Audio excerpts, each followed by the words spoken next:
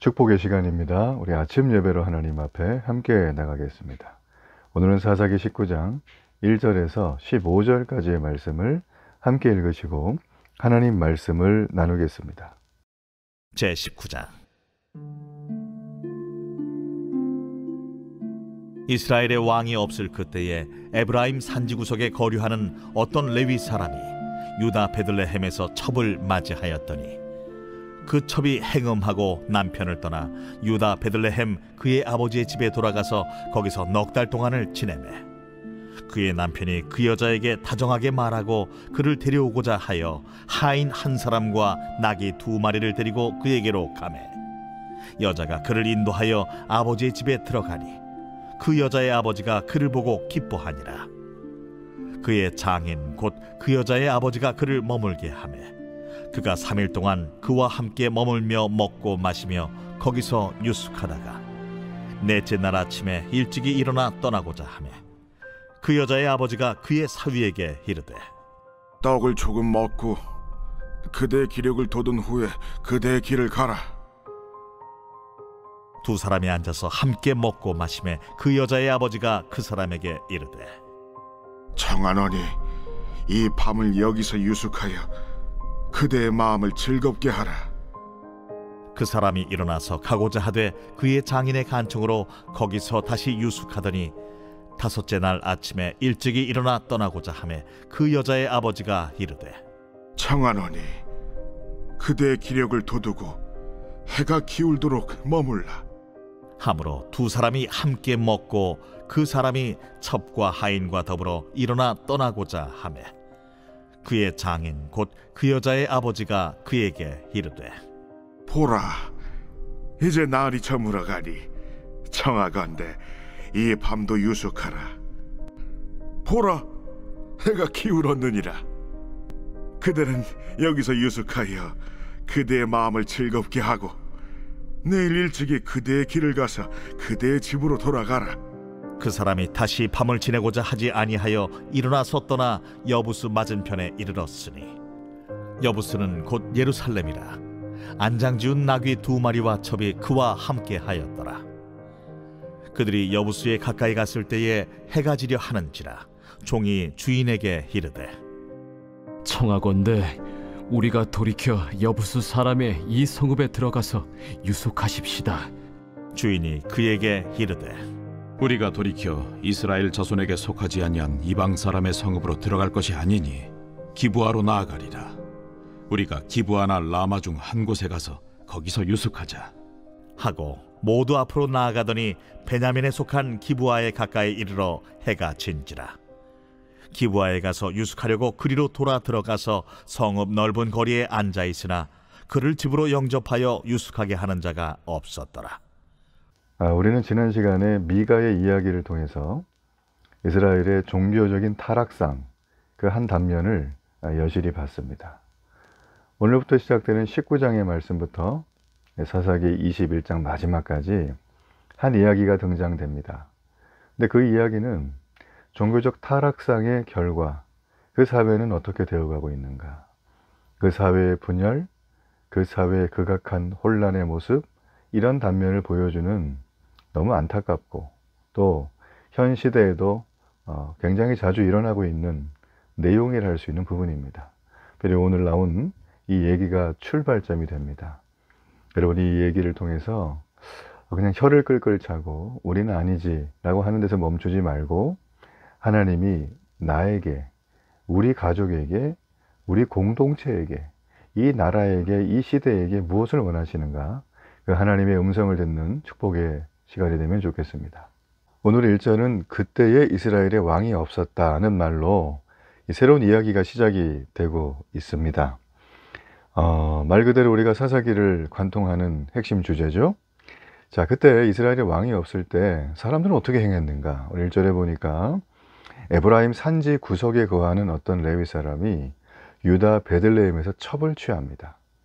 자, 그런데 그 첩이 2절에 보면 행음을 해요. 그리고 남편을 떠나죠. 유다 베들레헴 그의 친정집, 아버지가 있는 집으로 돌아가서 4개월 동안 있었다고 기록이 됩니다. 그는 첩이 돌아올 때까지 기다렸던 것 같아요. 4개월이 지나자 그녀를 직접 데려오기로 결심합니다. 그는 젊은 종을 데리고 나귀 2마리를 준비해서 그녀를 찾아서 떠납니다. 그녀는 그를 보고 자신의 아버지 집으로 데리고 들어갔고 그녀의 아버지는 그를 보고 기뻐합니다. 이게 3절까지의 내용이죠. 그런데 이 이야기에 등장하는 인물들 참 특이한 게 하나 있죠. 이름이 전혀 언급이 되지 않습니다. 여기 나와 있는 내레이터는 여인에 대한 다른 여러 가지 정보를 주지를 않아요. 고향 정도죠. 그리고 보면 그녀가 레위인의 첩이었다라는 겁니다. 자, 그렇다면 그녀가 레위인의 2번째 아내로 소개되고 있다는 걸 통해서 볼 때 그 레위인에게는 원래 본부인이 있었다라는 말이 되겠죠. 그리고 오늘 여기 보면 이 레위인의 첩, 이 첩을 유다 베들레헴에 거했던 이 첩을 젊은 여자로 반복해서 부릅니다. 당시 젊은 여자였기 때문에 10대 후반에서 20대 초반이지 않을까라는 생각을 해보게 돼요. 그러니까 젊은 여자였기에 아버지의 집으로 돌아와서 거할 수가 있었겠죠. 나이가 너무 들면 받아주기가 어려웠을 거니까. 자, 우리가 3절까지의 내용을 보면요, 그런가 보다, 그냥 드라마 스토리 이렇게 보지만 이 시대를 봐야 된다는 거죠. 이때가 어느 시대예요? 하나님이 사사를 보내서 말씀하시던 시대, 이스라엘에게 엄한 율법이 있던 시대예요. 왜냐하면 그들이 하나님의 백성답게 살아야 주변에 하나님을 모르는 자들이 하나님을 알게 되는 유일한 표지가 이들이었거든요. 근데 지금 여기 말씀에 쭉 이렇게 이 짧은 3절 속에 보면 이 레위 사람과 그의 처, 또 그의 장인까지 나오죠. 본부인 얘기는 없지만 또 본부인까지. 이런 것들을 쭉 보면 이게 지금 여기저기가 구멍이 많잖아요. 소위 말하면 그들의 잘못이 있는데 전혀 언급을 하질 않아요. 그죠? 참 특이한 거예요. 그리고 이름을 얘기를 하지 않아요. 무슨 성 이름 정도만 나오고 거기에 등장인물들 이름이 전부 다 배제가 돼 있습니다.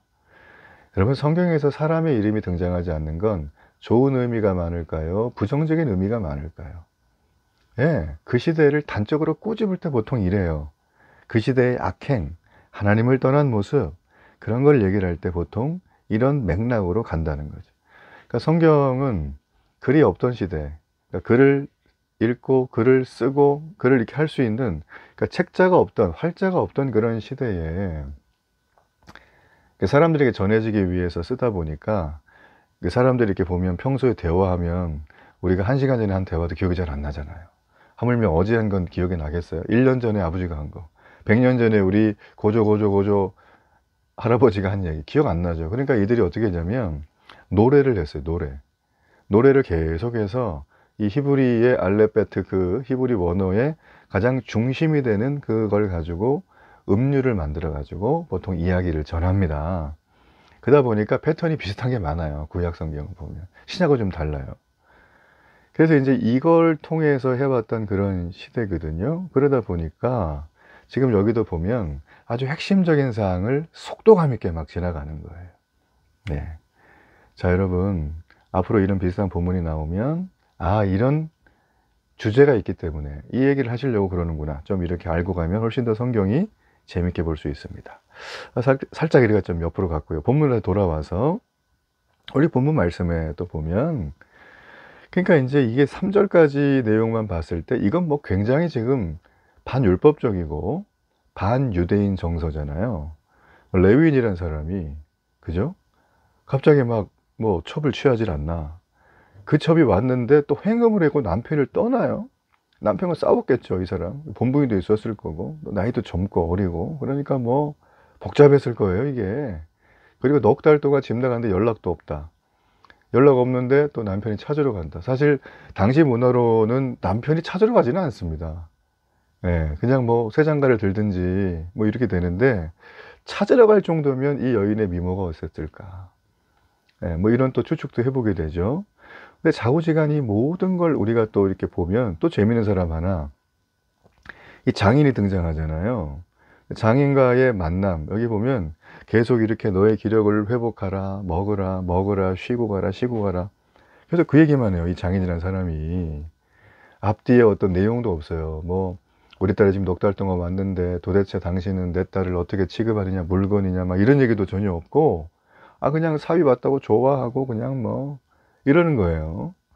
머리가 없는 건지, 당시 시대상이 그런 건지, 뭐 아니면 뭐 이 사람이 크게 약점을 잡혔는지는 알 수 없지만 정상적인 모습은 아니다라는 거예요. 그죠? 예. 그러니까 레위인의 목표가 뭐냐면, 이 본문 그 다음에 나오지만, 이 집 나간, 가출해버린 자신의 첩을 데리러 가서 설득을 해가지고 데려오려는 거예요. 장인까지 설득을 해가지고. 근데 그게 지금 보니까 뭐 설득할 필요도 없어요. 그냥 다 들어가자마자 해결이 된 것 같아요. 자, 여러분, 레위인이 지금 이동했던 이동교통수단도 우리가 눈여겨봐야 돼요. 그죠? 레위인이 지금 어떻게 합니까? 젊은 종 하나 데리고 나귀 2마리, 요즘으로 말하면 최신형 세단 2대를 운전기사 1명 딸려서 간 거예요. 한마디로 말하면. 그럼 이 사람이 재력이 있어요? 없어요? 재력이 있죠. 오늘 성경 말씀에 보면 에브라임 산지 구석에 거하는 어떤 레위 사람이에요. 에브라임 산지에 거하는 정도 해도 되는데 구석까지 쓴 거를 보면 의미가 있죠.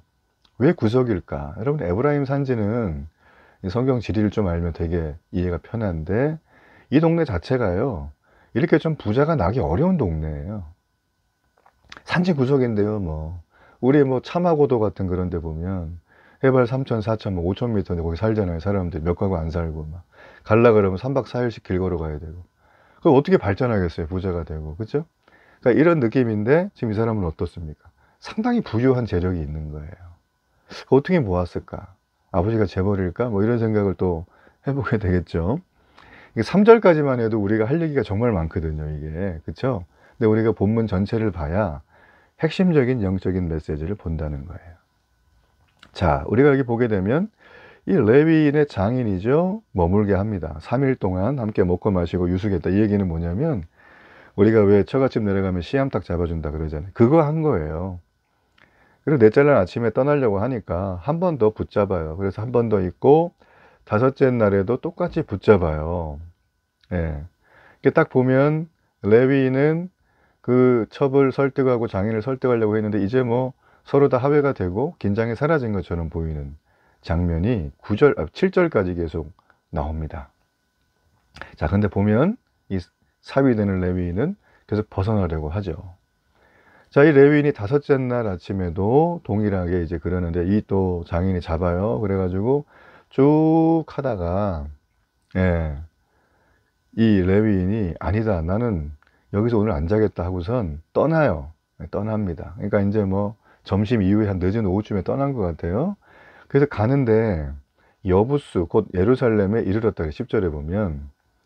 그러니까 마음을 단단히 먹고 떠나긴 했는데 이미 좀 늦게 떠나가지고 이제 뭐 해가 뉘엿뉘엿지고 뭐 그러다 보니까 예루살렘 옛날의 이름이 여부스죠. 거기에 당도를 한 것 같아요.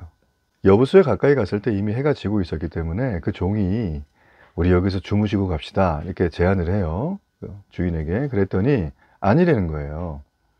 거부를 합니다. 왜 그러냐면 12절 13절이죠 레위인이 그렇게 한 이유가, 우리가 이스라엘 자손에게 속하지 아니한 이방 사람의 성읍으로 들어가지 않고 기브아로 나갈 것이다. 우리가 기브아나 라마 중 한 곳에서 가서 거기서 유숙하자라고 합니다. 그래서 여부수를 지나갑니다, 이 사람들이. 해가 지는데, 당시에 해가 진다는 건 상당히 위험한 상태에 노출된다는 거예요. 그리고 그만큼 인간관계가 안 좋았다는 거죠. 왜? 누가 받아주지 않았으니까. 뭐 이런 거예요. 그래서 그들이 여부수를 지나가거든요.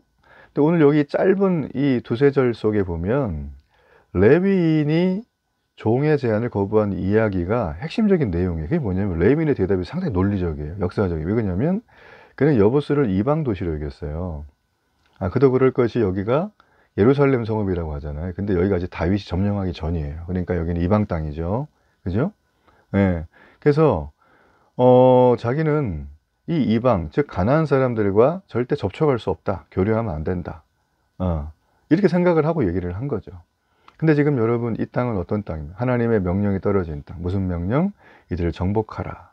근데 거기에 대한 어떤 부연 설명은 하나도 없어요. 예. 그냥 자기가 생각한 것만 지금 떠올려서 얘기를 한 거예요. 그래서 이 레위인이 이방 마을에 거하는 것을 꺼려서 베냐민 지파 지경인 기브아로 가서 유숙하기로 결정을 합니다. 그러니까 기브아는 베냐민이니까 같은 동족이죠. 환대를 받기를 생각하고 편히 쉴 것이라고 생각을 했습니다. 근데 기브아로 갔는데 그들 나그네들이잖아요. 여행객. 기꺼이 맞으려는 사람이 있다 없다? 없다예요. 나그네를 환대하는 거는 당시에 단순한 어떤 윤리적인 선행이 아니라 율법, 신명기 10장 19절에 명시된 하나님의 명령입니다. 모두가 자기 속에는 옳은 대로 행했던 시대잖아요. 그러면 또 율법은 지켜줘야 되는 건데 지금 이들은 하나님 말씀을 지키는 사람이 아무도 없다. 이들이 넓은 내거리로 왔다 그랬잖아요. 이건 뭔 얘기냐면 나그네인 거 티낸 거예요. 내가 이게 외부에서 왔는데 받아주라. 그러면 율법에 막 서로 먼저 가가지고 우리 집에 오라고 막 이래야 되는 거거든요. 당시에는 뭐 요즘처럼 뭐 이렇게 지나가다 유스호텔이 있거나 뭐 호텔이 있거나 그러지는 않았잖아요. 그래서 이 모두가 자기 속에는 옳은 대로 행하던 시대의 모습을 단적으로 보여주는 거예요. 그러니까 동족이기 때문에 기대감을 막연히 품었죠. 근데 곤란한 상황을 맞닥뜨리게 됩니다. 이제 밤에 거할 데가 없어요. 움직이지도 못하고. 이방인들한테보다 오히려 못한 대접을 지금 이들이 동족의 땅에서 받고 있다. 여러분, 이 내용을 통해서 알 수 있는 몇 가지 사실이 있습니다. 제일 먼저는 지금 이때에 이스라엘에 왕이 없다 그랬죠. 이 얘기는 왕이 없는 게 아니에요. 하나님 왕이신데 왕의 통치를 거부한 거예요. 이들이, 이스라엘 자손이. 즉 하나님 말씀 무시하죠. 그러니까 어떻게 됩니까? 그들이 그렇게 생명처럼 여겼던 12지파의 끈끈함, 유대감, 연대의식, 공동체성, 이게 이기적인 백성으로 바뀌면서 다 사라진 거예요. 오늘 그걸 보여주는 것입니다. 여러분, 우리가 하나님을 왕으로 인정하지 않으면 내 인생이 편하고 원하는 대로 살 것 같죠? 그렇지 않아요. 우리는 끝없는 탐욕과 이기주의 늪에 빠져들게 돼요. 레위인 이 사람 탐욕의 끝판왕이잖아요. 첩이 있었고 첩 데리러 가고, 이 도대체 이 사람 뭐 하는 사람인지 모르겠어요. 레위인이면 그래도 사회의 리더쯤 됐을 텐데, 또 재력이 있었으면 어떤 방식인지 모르겠지만 이걸 하기 위한 어느 정도 자리가 있었을 텐데, 지금 이 사람이 하는 행동은 절대 해서는 안 되는 어처구니 없는 행동이죠. 서로를 위한 배려, 선행, 뭐 이게 사회에 어디 있겠습니까? 이들은 지금 가나안의 문화를 배척하고 가나안에 동화되지 않아야 되는데 가나안의 문화를 너무 깊이 받아들이고 거기에 동화되고 이걸 즐기고 이걸 전파하고 부모로부터 자녀까지 다 이게 물들고 있는 그런 모습을 우리에게 보여주고 있다는 거예요. 여러분, 이 시대 역시 다르지 않습니다. 하나님의 거룩한 성읍, 하나님의 거룩한 성도, 하나님의 거룩한 사람들이 모인 곳은 그 지역이 변합니다. 아름답게. 근데 변하지 않는 건 그 성도, 성읍, 그 지역이 타락했기 때문이에요. 특별히 믿음의 사람들이 타락했기 때문이다 라는 거죠.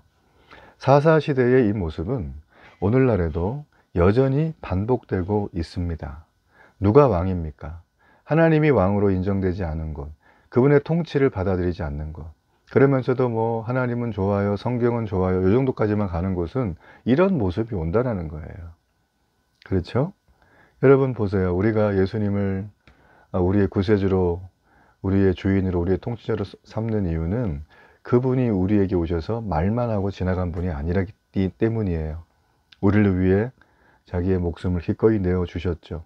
오고 오는 모든 인류가 이 예수님 때문에 구원받지 않았습니까?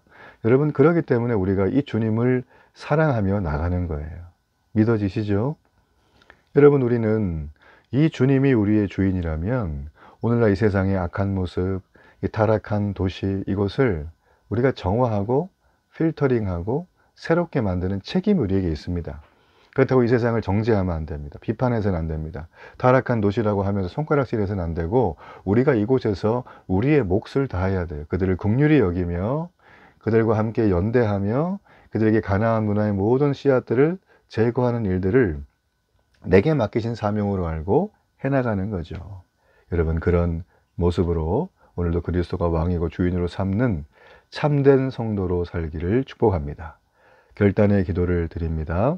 살아계신 하나님, 이 약한 시대를 살아가며 시대를 탓하지만 말고 시대를 변화시키고 시대를 새롭게 하는 일에 우리가 쓰임받게 하소서. 예수님 이름으로 기도합니다. 아멘.